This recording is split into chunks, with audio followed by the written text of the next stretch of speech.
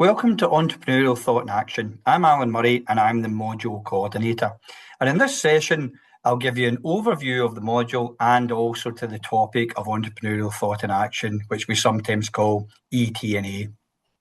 Now, in the 21st century, organisations must not focus only on what they do day to day, but they also need to generate strategies which match the organisation's skills and resources to the opportunities and associated risks in its environment. As we'll see in this module, at the heart of a successful business is the drive to improve quality or solve problems or to overcome common challenges which the organisation is likely to face as it grows. And some of these challenges will be within the organisation itself, while some will be external in nature. Entrepreneurial thought and action is a method that can be practiced to embrace and confront uncertainty rather than try to avoid it.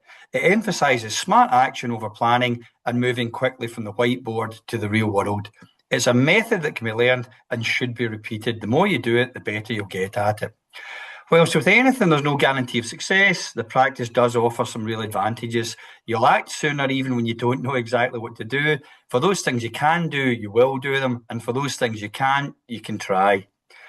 You will try more times because trying early is a low-cost experiment and you will fail sooner, enabling better, higher quality information to be incorporated into the next iteration, and you will likely begin experimenting with many new ideas at the same time.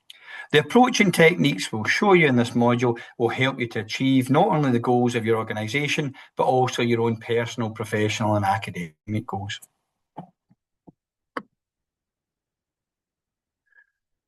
This is the delivery schedule for the module. Each session will be delivered by experienced enterprise and business practitioners utilising dynamic physical and digital teaching and learning spaces, embedding input from leading researchers, including ourselves, in the field of entrepreneurship education.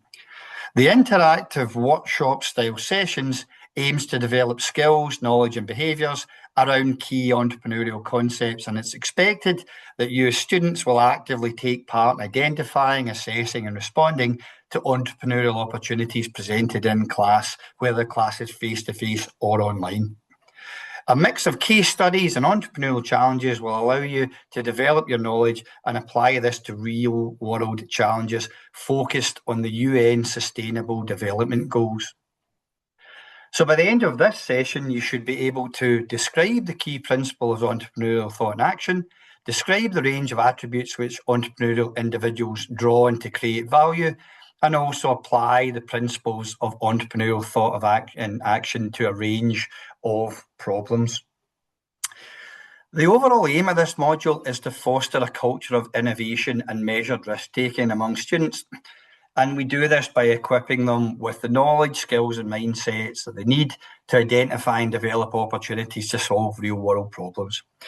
This model on this slide illustrates that entrepreneurial success is an intersection of these three attributes. Firstly, we have knowledge, and this represents the theoretical understanding of business principles such as organisational dynamics, strategy, leadership and management. Then we have skills, which refers to the practical abilities needed to execute entrepreneurial tasks. And this can include aspects such as communication, negotiation, problem solving and team building. And lastly, we have mindset, and this is a psychological state of an entrepreneur. It involves traits such as resilience, creativity, adaptability, and a proactive attitude towards risk-taking and failure. In entrepreneurship education, this model emphasises that a comprehensive curriculum needs to go beyond just providing theoretical knowledge. It also needs to cultivate practical skills through hands-on projects, case studies and simulations, as we'll do here.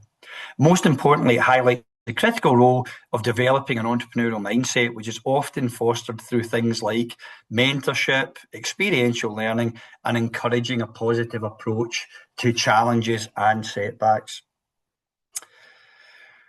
The UN Sustainable Development Goals, or SDGs, are 17 interconnected goals adopted by all 193 UN member states in 2015, and they aim to address global challenges and achieve a more sustainable future by 2030.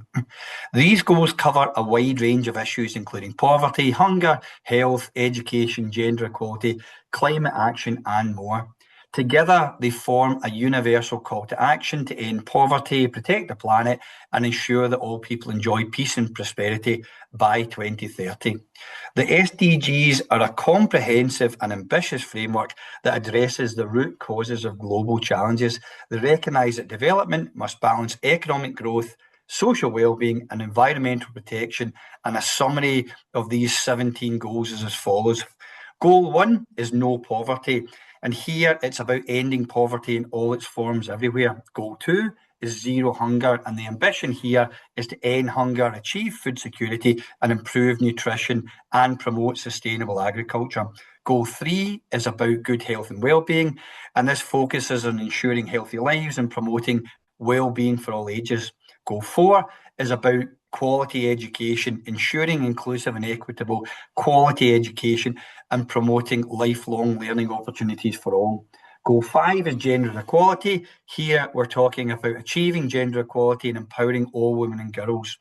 Goal 6 is about clean water and sanitation, and this is about ensuring the availability and sustainable management of water and sanitation for all. Together, these 6 goals form what is known as the social goals. The next group of goals is classed in economic goals. And the first of these is Goal 7, which looks at affordable and clean energy. And here it's talking about ensuring access to affordable, reliable, sustainable and modern energy for all. Goal 8 is about decent work and economic growth. And this is about promoting sustained, inclusive and sustainable economic growth and making sure that people have full and productive employment and that there is decent work opportunities for all. Goal 9 is about industry, innovation, infrastructure, and this is about building resilient infrastructure, promoting inclusivity and sustaining industrialisation and fostering innovation. Goal 10 is about reducing inequalities, and really we're talking about reducing inequality within and amongst all countries on the planet. Goal 11 is about sustainable cities and communities, and this focuses on making cities and human settlements inclusive, safe, resilient and sustainable. And Goal 12 is about responsible consumption and production, and this is about ensuring that the production and consumption patterns on the planet are realistic and sustainable. The next group of goals we class that as the environmental goals. Goal 13 is about climate action, and this is a call to arms for us to take urgent action to combat climate change and its impacts. Goal 14 is life below water, and this is about conserving and promoting sustainable use of the ocean, seas and marine resources for sustainable development. Goal 15 is about life on land, and this is about protecting, restoring and promoting sustainable use of terrestrial ecosystems and managing sustainable forests and combating the rise in deserts and the rise in biodiversity loss that we're seeing across the planet. And then lastly, we have the governance and partnership goals. So Goal 16 is about peace, justice and strong institutions. And this is about promoting peaceful and inclusive societies for sustainable development and providing access to justice for all and building effective, accountable and inclusive institutions at all levels. Goal 17 is about creating partnerships for all of the goals. And this is about strengthening the means of implementation and revitalising the global partnership for sustainable development. And throughout this module, we'll be working through a range of challenges based on these 17 themes, which will provide a wide range of big problems which you could look at for inspiration, for an idea to develop for the assignments for this unit. And just a quick overview about my own background. I have a background as an educator and also as a business support professional. And for 20 years, I also ran and developed my own business. In that capacity, I'm also an active researcher around enterprise and entrepreneurship. So essentially, for this module, you're in really safe hands. In terms of the approach for this module, the entrepreneurial thought and action is grounded in a framework for entrepreneurship education, which we've developed here that we call the enterprise education model. This method aims to cultivate a specific set of attitudes, skills, and behaviours in individuals, which can then apply in any setting of their life. And the model consists of the three distinct sequential stages that you see here. Stage one is about developing entrepreneurial mindsets. And this initial stage focuses on developing the core attitudes and behaviours of an enterprising individual. It's really about fostering a way of thinking that's proactive, creative, and resilient. Key aspects include being able to identify opportunities, take initiative, embrace risk, and learn from failure. And this mindset forms the foundation of all subsequent learning in this module. Stage two is about enterprising skills. And once the mindset is established, this model moves to the acquisition of entrepreneurial capability. These are the practical skill sets that enable an individual to act on their mindset. And this includes a diverse range of competencies such as problem solving, critical thinking, communication, and teamwork. These skills are taught here through experiential learning, such as project-based activities and simulations. And then the final stage is about the application of these skills in real-world contexts. This demonstrates that the benefits of an enterprising education are not just limited to business startup and growth. The model here shows two primary outcomes. Firstly, becoming an enterprising employee, and secondly, potentially launching a business venture of your own. This highlights the versatility of the skills learned, showing that they are valuable both within a traditional corporate setting, in other words, as an intrapreneur or an internal entrepreneur or a corporate entrepreneur, and in a business setting, i.e. as an entrepreneur or a business entrepreneur. This stage validates the practical relevance of the entire learning process, and this model provides a clear, progressive path for fostering an entrepreneurial spirit that is applicable to a wide range of future career paths, and we will apply this approach throughout this module. So have a think about why you're here and what you want to get from this unit, and also what you want to get from your career. Are you interested in becoming an enterprise employee in an organisation that you don't own? Or are you interested in launching a business venture? Or are you considering a third option, which is trying to do both, which isn't entirely feasible? And we'll discuss these options throughout the module itself. So moving on, this definition explains what we're actually trying to do here with this approach to entrepreneurial thought and action. And this definition shows that entrepreneurial thought and action isn't simply a theory, but it's a real-world technique that can be practiced and developed by anyone, not just those with an entrepreneurial gene. Those are born to be entrepreneurs. This approach recognizes that in highly uncertain environments where the future can't be reliably predicted, the most effective strategy is to just dive in, act, learn, and adapt quickly. In other words, have a go and learn from the experience. Throughout this module, we'll be using what we term war stories to contextualize the theory and the learning. Learning about business through war stories is an approach that uses the personal experience and anecdotes of entrepreneurs and practitioners, such as myself, to teach valuable real-world lessons.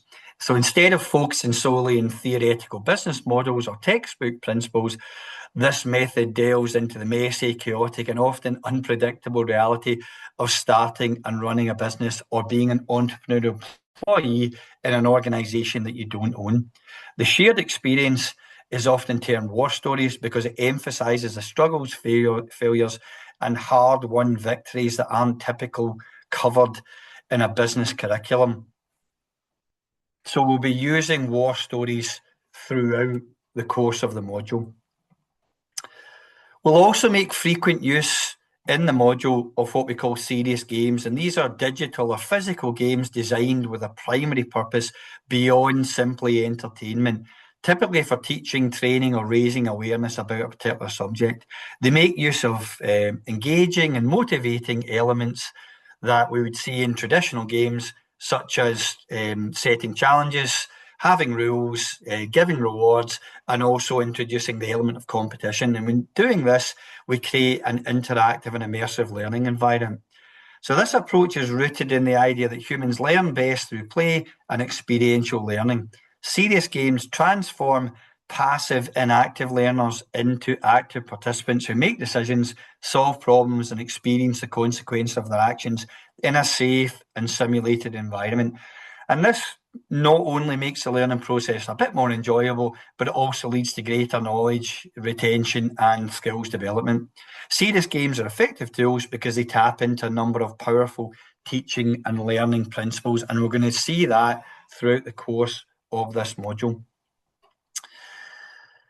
As we can see from these definitions, a problem is a matter or situation regarded as unwelcome or harmful and needing to be dealt with and overcome. An opportunity is a time or a set of circumstances that makes it possible to do something, and a solution is a means of solving a problem or dealing with a difficult situation. And the problem, opportunity, and solution approach to business learning is a framework that provides a structured way of identifying and addressing business challenges. It shifts the focus from passively receiving information from the tutor or lecturer or the trainer to actively engaging with real-world scenarios and learning from doing so. This model is often used in business education, entrepreneurship, and product development to foster a practical, results-orientated mindset. So if we look first at the problem, the first stage here is to define the problem. And this isn't just about spotting a symptom, but about digging for the root cause. A business problem is a gap between the current state and a desired outcome. It can be an inefficiency, a customer pain point, or an unmet need. For example, a restaurant's problem isn't just that sales are down. The underlying problem might be that our online ordering system simply doesn't work very well, or their menu doesn't cater to current dietary trends. So this stage emphasises critical thinking, research, and analysis to pinpoint the challenge that needs to be solved. Then moving on to the opportunity. Once the problem is clearly defined, the next step is to reframe it as an opportunity. And this is a crucial shift in perspective for the entrepreneur. An opportunity is a potential for positive change or value creation that arises from solving the problem. It's about seeing a challenge not as a threat, but as a chance for innovation, growth, or competitive advantage. So for a restaurant with a clunky online ordering system, the opportunity here is to develop a user-friendly app that increases customer convenience and boosts sales. This stage requires a creative and optimistic mindset in order to brainstorm and evaluate different possibilities. And lastly, we have the solution. This is the final stage where we develop and implement a solution. And a solution is a specific action, product, or service that's designed to seize the opportunity and solve the problem. It must be a direct response to the defined problem and an effective way to capitalise on the opportunity. The solution for the restaurant, in this case, would be to design and launch a new intuitive mobile app. This stage involves planning, resource allocation, and execution. And the best solutions are often a product of an iterative process of prototyping, testing, and refining based on feedback from the target audience. In setting up my own business, the challenge for me was to develop my idea of trying to create a Call of Duty gaming experience safely in a real life environment. At the time, no one in Scotland, including myself, had done what I wanted to do, so I had to apply all my entrepreneurial attributes to achieve it. The inspiration for me was Call of Duty 4 Modern Warfare. Released in 2007, this was a landmark first-person shooter that revolutionised the genre, and it's widely recognised as one of the most influential video games of all time, partly due to its intense cinematic and fast-paced action. And it was this that I was trying to create in the real world with my own business. My solution was to set up my own business, the War Games Centre, which was a 60,000 square foot indoor airsoft skirmishing centre in a former explosives factory near Glasgow, where players were able to fight through real-life maps, complete with alleyways, market stalls, cars, houses, a bus, a helicopter, and even a mocked-up subway station using realistic airsoft weapons which look and feel just like the real thing. And we used battlefield sound effects in our games to make it the closest thing to a real-life first-person shoot-'em-up game that we could get. And I ran this business for 20 years. And in that time, I experienced the full range of the sort of highs and lows that are common in business. And I'll share some of these experiences in the form of war stories. So this is the first of the two assignments for this module, the group portfolio. And excluding reference and appendices, this has to be 5,000 words. And again, you have the option to go plus or minus 10% in terms of the word limit.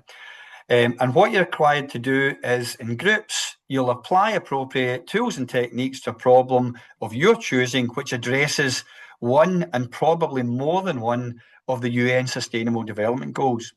The portfolio itself will be in the form of a written document, but you're also expected to include other things like hyperlinks, infographics, images, data, pie charts or graphs, or other supporting theory which gets your idea across to the reader.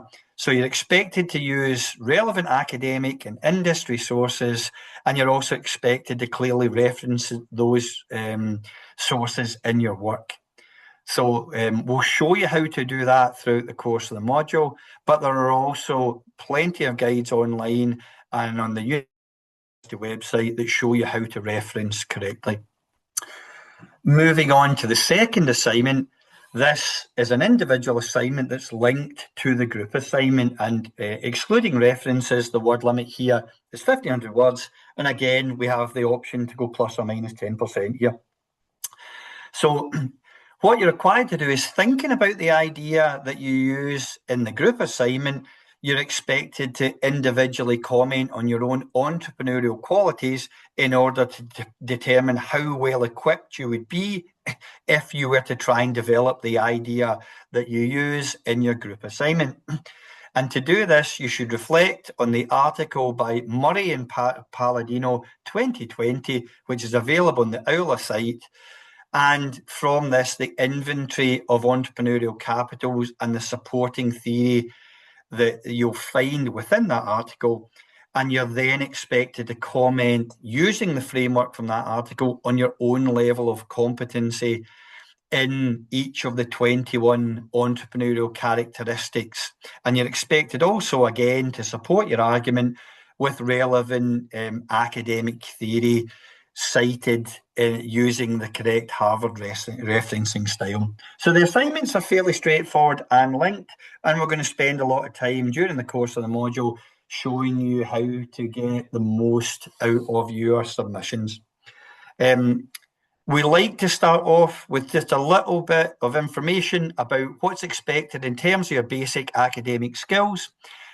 Basically, this is an overview of what you need to be thinking about here. So when attempting to support your argument, it's important that you use credible and appropriate sources to underpin your argument, to make it more credible, so it's not simply your own opinion that you're presenting.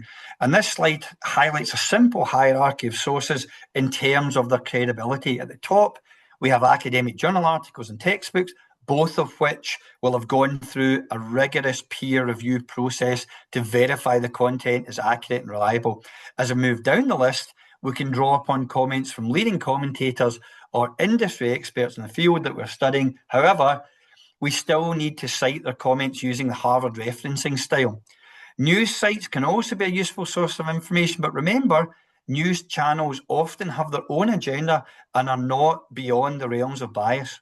If we move closer to the bottom of the list, we find sources of information which are likely to be more subjective or personal and less objective, meaning that we'll be seeing personal opinions rather than facts.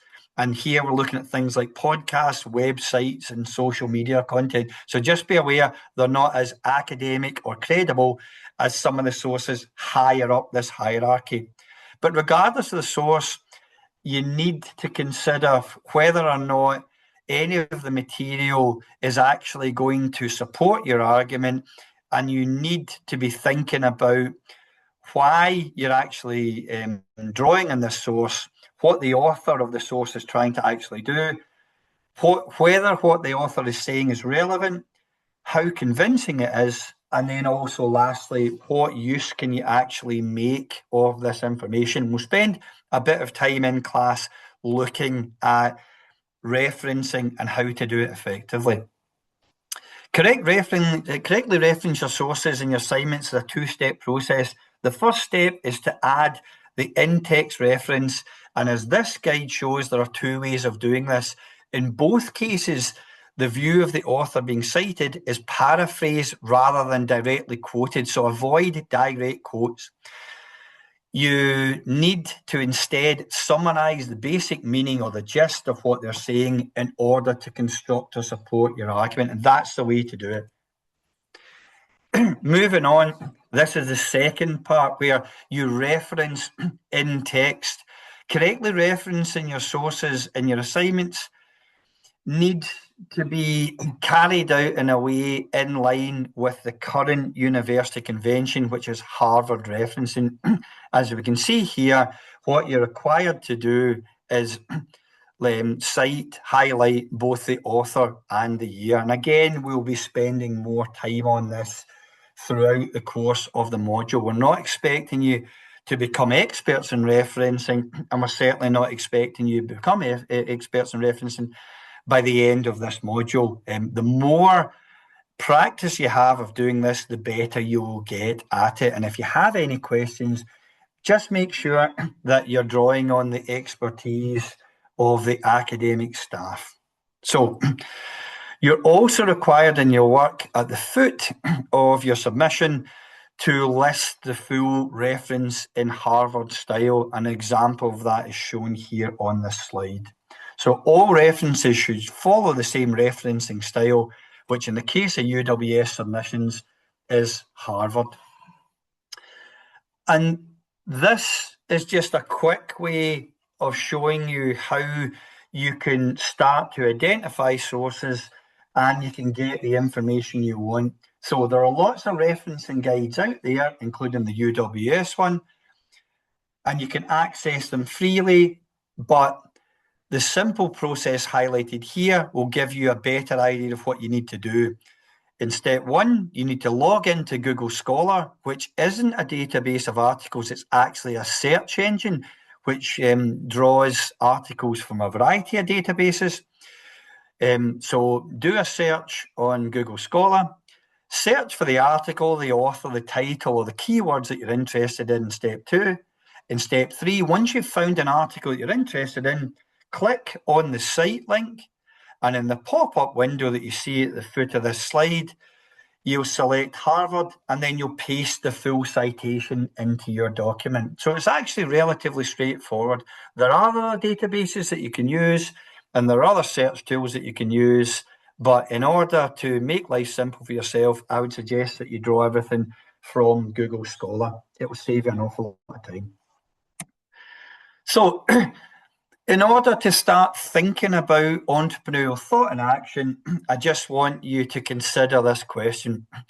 What knowledge, skills, and mindset are needed to be successful in the world of work? And if you're watching this online, you can pause this digital lecture in order to give you time to think about how to answer this question. And here we can start to think about how to contextualize the learning around the skills that we need if we're going to be entrepreneurial in either a business that we don't own or a business that we do own. And this is a core paper that we'll be using throughout the module. So using this paper as a guide, we'll work through the concepts from this session, building our knowledge and understanding as we go. So we'll be using this article that focuses on a topic of skills that we need to be entrepreneurial in any context, and a copy of this research article can be downloaded from the virtual learning environment. The main thing to take from this article is that it identifies 21 widely accepted skills, quality, attributes, behaviours, aptitudes that entrepreneurial people, successful entrepreneurs, exhibit. And this is the framework that we are asking you in the individual assignment to map your own qualities against in order to identify areas where you're strong and also areas that you need to develop. Moving on, there are lots and lots of other ways that you can get a better feel for your own strengths and weaknesses in terms of entrepreneurial qualities. One way to gain insight into our own capabilities is through personality profile. And we're going to look at some examples of this in this session. Thomas Erickson's colour theory, presented in his book Surrounded by Idiots, categorises human behaviour into 4 distinct colour types: red, yellow, green, and blue. And each colour represents a specific personality trait and behavioural style, helping us to understand how people interact and communicate. Now, this is not the truth, but it does allow us to reflect on our own qualities and discuss the areas where we're strong and perhaps less strong. So the significance of each of these 4 colours is as follows. So if we take red, this describes people who are energetic, driven, and results orientated, and are often seen as natural leaders and motivators. When we look at the yellow group, these are people who are optimistic, sociable, and enthusiastic, and they're often described as inspiring, creative. And then when we look at people who we describe as being green, they are generally stable, dependable, and supportive, and they're known for things like loyalty and their ability to create group harmony in teams. And then lastly, we have blue. Then these individuals are described as being analytical, organised, and thoughtful, and they're often seen as being precise and deliberate. Now, it's important to note that individuals often have a mix of these colours. And this model is not a rigid classification. It's simply a tool for understanding communication preferences and building better relationships. So the question to ask yourself here is, which colour or colours do you identify with? And what does this tell us about how you'll operate in the world of work? Now that we've identified your general personality type, let's look at this more closely. Now, personality poker is a serious game, and it's a tool designed to help individuals and teams understand their different traits and how these can contribute to or hinder collaboration and innovation. And it's created by Stephen Shapiro, and it's often used in a business or in a team building context, and it operates in the following way. So the core concept here is the game's based on a normal deck of cards, but each card in personality poker corresponds to a word describing a specific behavioural trait relevant to innovation, teamwork, and business. For example, creative, analytical, organised, or empathetic.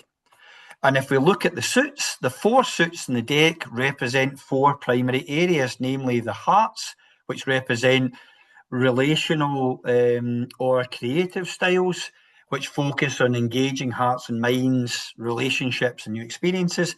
Then we have the diamonds, which are focused mainly on creative and experiential styles, and here the emphasis on generating solutions and new ideas. The clubs represent planning and execution styles, and these focus on planning and taking action and being organised. And then we have spades, which represents the analytical or principled style, which emphasises defining the challenge with facts and data. And here, the focus on the game involves participants selecting cards from any suit which are most suited to themselves to make the best possible hand of 5 cards which are most appropriate to their own individual qualities.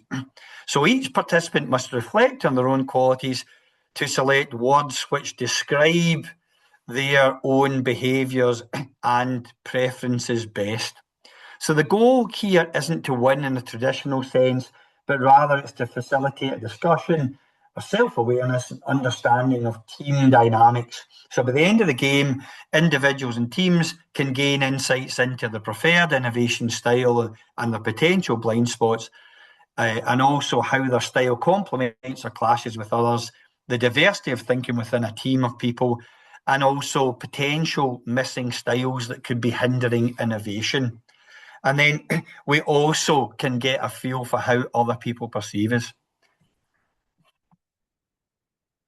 So this is an overview of how it actually works.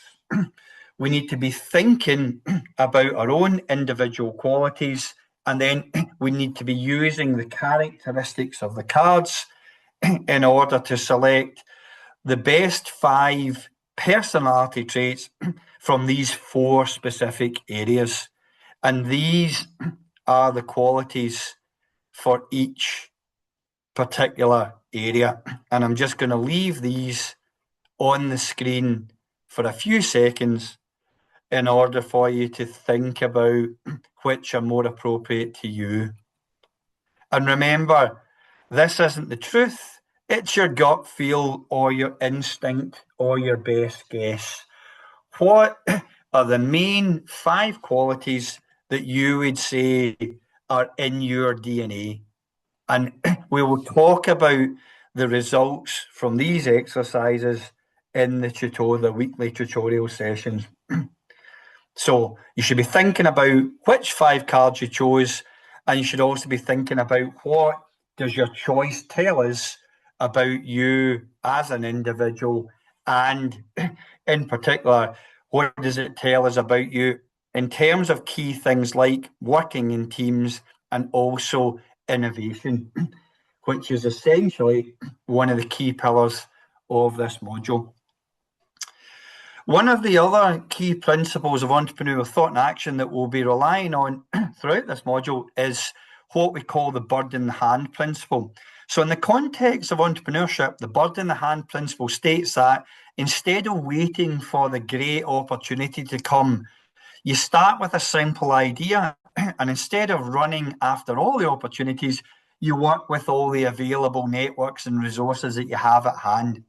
So considering this approach with the resources you currently have available, think about an idea at this stage for a new product that in some way addresses one or more of the UN Sustainable Development Goals, and show us, think about what the product would be called, what the product would do, who would want to buy the product, and how much they might pay for the product. And then think about what a sketch of the product might look like. Now, we'll spend a lot of time developing these ideas, but there's no reason why you can't start thinking about these questions and jotting down some notes and some insights at this stage. Another key principle that's embedded in this module is entrepreneurial leadership. And this is a model of leadership which is gaining popularity in industry. And this definition here highlights how the entrepreneurial leader uses their own skills and attributes and experience, or what we call human capital, to identify and act on opportunities that add tangible value to their organization or business. The second definition develops this idea further by suggesting that in order to achieve this, the entrepreneurial leader must firstly build an effective team, or what we sometimes call a cast of characters, people who are capable of developing these opportunities whilst also restructuring an organization in order that it's best placed to take advantage of these opportunities as they arrive. The idea here is that the entrepreneurial leader combines their own capital with that of others to add value to an organization, and that lies at the heart of entrepreneurial leadership. But how is this actually done? The model shown here illustrates how authentic entrepreneurial leadership influences innovation within a business. Innovation is a broad term that can simply mean finding better ways of doing things. This model shows that several factors contribute to this type of leadership, which in turn leads to innovation through specific organizational practices. The model highlights that authentic entrepreneurial leadership is not a standalone concept. It's shaped by a number of factors such as the leader's own human capital, which is the skills, the knowledge and experience of the leader that are fundamental to their ability to lead entrepreneurially and authentically.